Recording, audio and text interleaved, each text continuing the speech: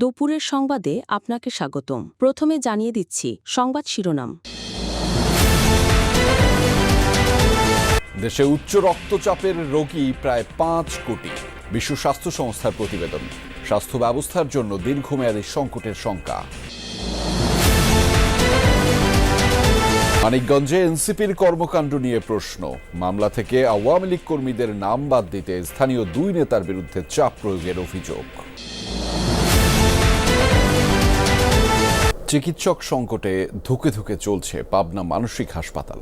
নেই পর্যাপ্ত জনবল, ফলে রোগীরা পাচ্ছেন না পর্যাপ্ত সেবা। 500 শয্যার বিপরীতে রোগী ভর্তি সহস্রাধিক। চরমভাবে ব্যাহত হচ্ছে চিকিৎসা সেবা। হাসপাতাল। মঙ্গলবার রাতে খুলনার দাকুব উপজেলার তিলডাঙ্গা ইউনিয়নের বটবুনিয়া বাজারের কাছে ঢাকি নদীর বাঁধ ভেঙে যায়।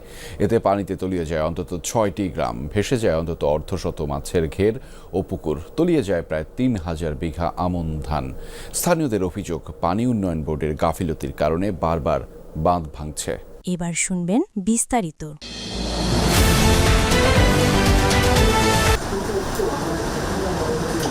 একটি বেসরকারি প্রতিষ্ঠানের বিপণন কর্মকর্তা কাবুল মোল্লা, বয়স 38। রক্তচাপ বেশি থাকলেও গুরুত্ব দেননি কখনো। সম্প্রতি হার্ট অ্যাটাকের পর ভর্তি হয়েছেন রাজধানীর ন্যাশনাল হার্ট ফাউন্ডেশনে। ওষুধ খাওয়া হয়নি, ওষুধ খেতে বলছিল, কিন্তু ওষুধ খেলেও দেখি যে নর্মাল, না খেলেও নর্মাল। প্রেশার লাস্টে যখন ঢাকা মেডিকেলে মাপলাম তখন 180/140।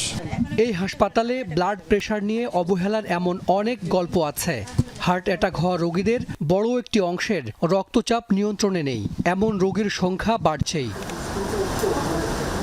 স্বাস্থ্য বিভাগের তথ্য মতে দেশের 24% মানুষের উচ্চ রক্তচাপ আছে। তবে জাতিসংঘ অধিবেশনে বিশ্ব স্বাস্থ্য সংস্থার দেয়া তথ্যে দেখা যায় এই হার এখন 4% বেড়ে হয়েছে 28%। অর্থাৎ 17 কোটি মানুষের দেশে উচ্চ রক্তচাপের রোগী 4,86,00,000। অন্য কোনো রোগে এত রোগী নেই দেশে। সরকারের দিক থেকে সরকার চেষ্টা করবে যাতে ট্রিটমেন্টগুলো সঠিকভাবে সবাইকে পৌঁছাতে দিতে পারে, কিন্তু জনগণের একটা দায়িত্ব আছে। আমরা সবাই মিলে যেটাকে আমরা কিভাবে প্রতিরোধ করব, মানুষের মধ্যে সচেতনতা বৃদ্ধি। রোগীদের অর্ধেকই জানেন না তাদের রক্তচাপ বেশি, আর চিকিৎসা নিয়েও একটা বড় অংশের রক্তচাপ নিয়ন্ত্রণে নেই। ফলে আক্রান্তদের 84% অর্থাৎ 4 কোটি মানুষ জটিল 3 রোগের মারাত্মক ঝুঁকিতে। উচ্চ রক্তচাপ আসলে কি করে, বিভিন্ন অর্গানে গিয়ে এটা প্রেশার ক্রিয়েট করে।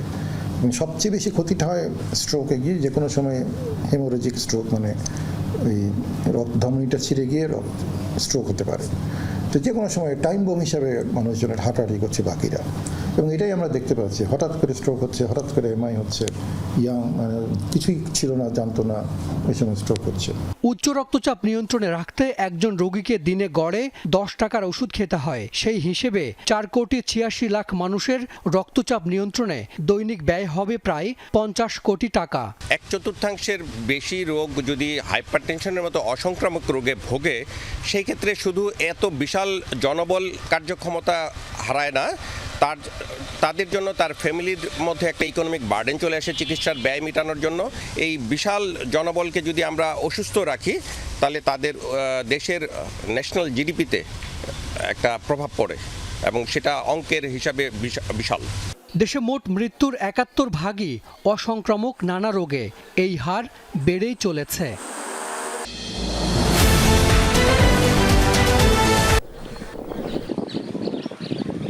আজ বিশ্ব মানসিক স্বাস্থ্য দিবস, অথচ মানসিক স্বাস্থ্য উন্নয়নে দেশের প্রথম সরকারি হাসপাতালটির স্বাস্থ্যই ভালো নেই। 1957 সালে 60 জনের জন্য নির্মাণ করা হয় পাবনা মানসিক হাসপাতাল। পরে শয্যা সংখ্যা বাড়িয়ে করা হয় 500। তবে বরাবরই ভর্তি থাকে দ্বিগুণ রোগী। রুগীর ভিড়, এই যে সিরিয়াল, আমাদের রুগী দেখতে দেখতে অলরেডি দুপুর হয়ে গেল। সিট কম থাকার কারণেই আমাদেরকে ভর্তি নিচ্ছে না। আমরা অনেক রিকোয়েস্ট করি, আমাকে ঢুক পারি দেয় না ডাক্তারের কাছে। স্বাস্থ্য মন্ত্রণালয় ও বিশ্ব স্বাস্থ্য সংস্থার এক যৌথ জরিপ বলছে দেশের প্রায় 3 কোটি মানুষ মানসিক স্বাস্থ্য সমস্যায় ভুগছেন। এই হাসপাতালে থাকার কথা 31 জন চিকিৎসক, অথচ 22 জন দিয়ে চলছে হাজার খানেক মানুষের চিকিৎসা। আমাদের এই হাসপাতাল 500 শয্যার হলেও আমাদের সেই জনবল সেই আগের সেটআপ অনুযায়ী আছে, বাড়ানো হয়নি। এ কারণে আমাদের হাসপাতাল চালানো খুবই মুশকিল হয়ে যাচ্ছে। চিকিৎসক তো বটেই, নেই পর্যাপ্ত কর্মচারীও। 119 জনের জায়গায় তৃতীয় শ্রেণীর কর্মচারী হিসেবে 72 জনকে দিয়ে কাজ চালাচ্ছে কর্তৃপক্ষ, আর চতুর্থ শ্রেণীর কর্মচারী রয়েছেন মাত্র 61 জন। বিশেষ করে তৃতীয় এবং চতুর্থ শ্রেণীর যে জনবহুলগুলো, এগুলো আমরা মারাত্মক সংকটের মধ্যেই আছি। মেডিকেল অফিসার পোস্টে যে মোটামুটি ফুলফিল থাকলেও বিশেষজ্ঞ চিকিৎসা এখানে খুবই কম, মানে যারা পোস্টিং হয় হয়তো সাময়িকভাবে কিছুদিন আসার পর তারপর দেখালে তারা ঢাকা চলে যাচ্ছে। অধিদপ্তর বলছে হাসপাতালের শয্যা সংখ্যা বৃদ্ধি ও অভিজ্ঞ চিকিৎসক নিয়োগ সহ মানোন্নয়নে বৃহত্তর একটি প্রকল্প একনেকে উপস্থাপন করা হবে। একনেকে অনুমোদন হলে এটা তো অনেকগুলো বিষয় এখানে যোগ হবে। ইনশাল্লাহ আমাদের যে আকাঙ্ক্ষা এই হাসপাতালে সেটা হয়ে যাবে। শুধুমাত্র সমন্বিত উদ্যোগের অভাবে হাসপাতালটি রোগীদের জন্য অস্বস্তিকর হয়ে উঠছে বলে মনে করেন সচেতন মহল।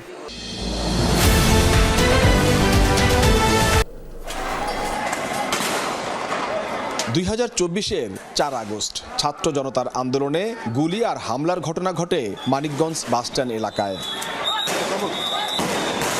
এই ঘটনায় আহতদের একজন সাদিকুল ইসলাম রাব্বি।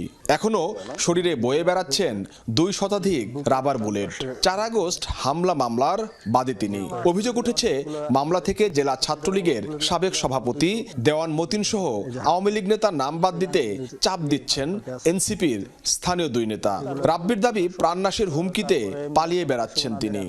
ন্যায় বিচার পাওয়ার জন্য মামলাটা করছিলাম, তো এখন এনসিপির নেতারা আমাকে বিভিন্নভাবে ভয়ভীতি দেখাচ্ছে। বাড়িতেও থাকতে পারতেছি না বিগত 20-25 দিন যাবত। বলছে যে এরকম মেহেরপুরে আরেকজন মামলার বাদী ছিল, তো উনি গুম হয়ে গেছে, পরে ওনার লাশ পাওয়া গেছে। তো এরকম ঘটনা তো আমার ক্ষেত্রেও ঘটতে পারে। এনসিপির 2 শীর্ষ নেতার বিরুদ্ধে এমন অভিযোগ ওঠার পর ব্যাপক আলোচনার জন্ম নিয়েছে। তবে বিষয়টিকে ষড়যন্ত্র হিসেবে দেখছেন অভিযোগের দিক থেকে নাম ওঠা ওই 2 নেতা। আওয়ামী লীগের ফ্যাসিস্টদের পক্ষে আমাদের কোনো আইনগত সহায়তাও আমরা কাউকে দিচ্ছি না। এরকম কোনো উকালতনামাও মানিকগঞ্জ কোর্টে দেখাইতে পারবে না। যদিও প্রমাণ দিতে পারে আমাকে হুমকি দামকি করছি, আমি আইনের আশ্রয়ে যে শাস্তি হবে আমি মাথা বেঁধে নেব। রাব্বিকে আমি চিনি না, রাব্বির মামলা সম্পর্কে আমার কোনো ধারণা নেই এবং ওই মামলার আসামিকে সেই সম্পর্কেও আমার কোনো ধারণা নেই। এরই মধ্যে লিখিতভাবে জানানো হয়েছে থানা এবং কেন্দ্রীয় এনসিপিকে। কেন্দ্র থেকে জানানো হয়েছে ঘটনাটি তদন্ত করবে শৃঙ্খলা টিম। পুলিশও বলছে তদন্ত করে নেওয়া হবে আইনগত পদক্ষেপ। আমাদের শৃঙ্খলা কমিটি আছে, আমরা শৃঙ্খলা কমিটির কাছে দিচ্ছি, ওনারা ব্যাপারটা দেখতেছে আসলে বিষয়টা কি। এতদিন যাবৎ অ্যাডভোকেট জাহিদ সাহেব বা অ্যাডভোকেট মাহফুজ সাহেব, আমি তো তাদেরকে মোটামুটি যতদিন যাবৎ দায়িত্ব দিচ্ছি, যখন অনেক বেশি সুসময় ছিল তখনই তারা এগুলো কোনো কিছুর সাথে জড়িত হয় না। একটা কমপ্লেন আমরা পেয়েছি, তো তার যে কমপ্লেনটা সেটা আমরা অনুসন্ধান করব, অনুসন্ধান করে আইনগত যে ব্যবস্থা যেটা আমরা সেটা গ্রহণ করব। আহত জুলাই যোদ্ধা রাব্বি বলছেন শরীরে বহন করা বুলেটের চেয়েও ভয়ঙ্কর হয়ে উঠেছে এই রাজনৈতিক চাপ।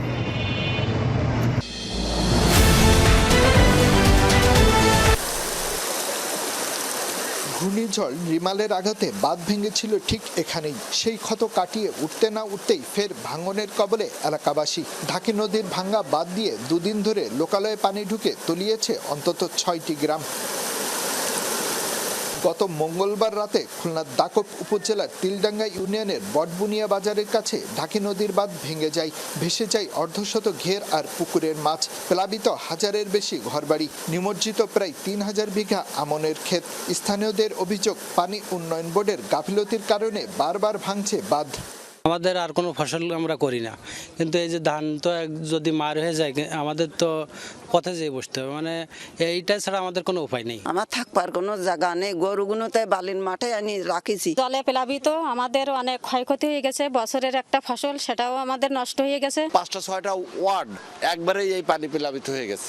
দায় নিতে নারাজ পানি উন্নয়ন বোর্ড, দাবি ভাঙন ঠেকাতে প্রয়োজনীয় ব্যবস্থা নেওয়া হচ্ছে। জাইকার অর্থায়নে একটা কাজও চলমান আছে, 500 মিটার স্থায়ী প্রোটেকশন কাজ, এবং ওই প্রকল্পেই আমরা ডিপিপি রিভাইসে আরও 400 মিটার প্রোটেকশন করার জন্য আমরা প্রস্তাব পাঠিয়েছি এবং এটা প্ল্যানিং কমিশনে প্রক্রিয়াধীন আছে। আজ অথবা কাল হয়তো এই বাঁধ মেরামত হবে, আটকে যাবে নদীর পানি। তবে গত 2 দিনে এই এলাকার যে ক্ষতি হয়েছে তা পূরণ হতে সময় লাগবে কয়েক বছর।